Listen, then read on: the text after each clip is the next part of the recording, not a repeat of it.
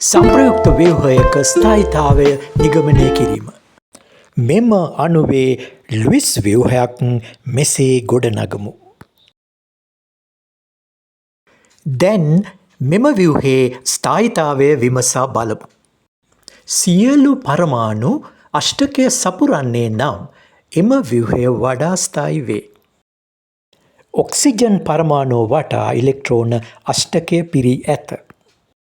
බන්ධන 4ක් තිබෙන නිසා කාබන් වලද අෂ්ටකය පිරී ඇත.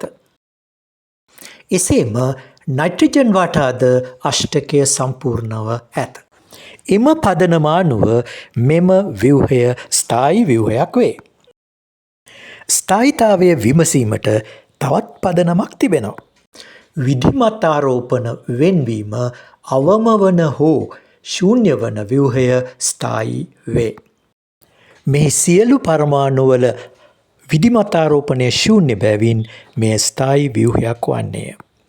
දැන් වෙනත් ලුයිස් ව්‍යුහයක් ඇඳ බලමු.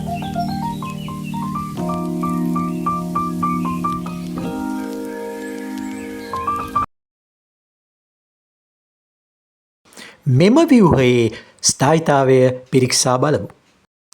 මෙම ඔක්සිජන් පරමාණුවේ ඉලෙක්ට්‍රෝන අෂ්ටකය සම්පූර්ණයි. මෙම කාබන් පරමාණුව වටාද ඉලෙක්ට්‍රෝන අෂ්ටකය සම්පූර්ණව පවතිනවා. බන්ධන 4ක් ඇති නිසා නයිට්‍රජන් පරමාණුව වටාද ඉලෙක්ට්‍රෝන අෂ්ටකය සම්පූර්ණව ඇත. එහෙත් අණුවේ ආරෝපණ බෙදී යාමක් තිබෙනවා. එසේනම් මෙම ව්‍යුහය පළමු ව්‍යුහය තරම්ම ස්ථායී නොවන බව පැහැදිලිය.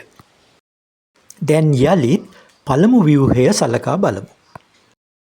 මෙයින් ආරම්භ කර තුන්වන ව්‍යුහයක් ලබා ගමු. ඔක්සිජන් පරමාණු මත ඇති එකසර ඉලෙක්ට්‍රෝන යුගලය මෙසේ ස්ථානගත කරමු.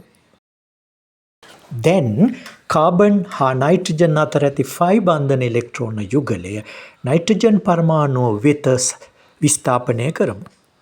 එවිට N පරමාණු මත ඍණ ආරෝපණයකුත් O පරමාණු මත ධන ආරෝපණයකුත් සකස් වේ.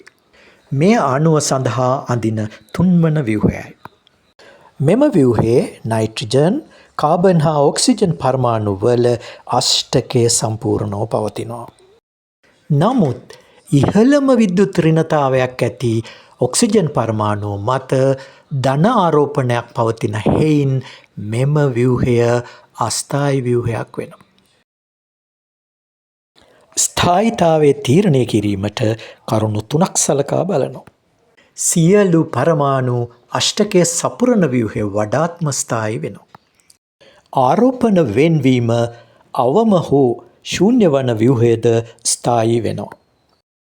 ආරෝපණ බෙදී පවතින විට ඍණාරෝපණය වඩා විද්‍යුත් ඍණතාවයක් ඇති පරමාණු මත පවතින ව්‍යුහයද ස්ථායී ව්‍යුහයක් වෙනවා.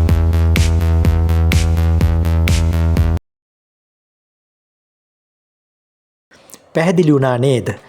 එහෙනම් අද සාකච්ඡාව මෙයින් අවසන් කරනවා.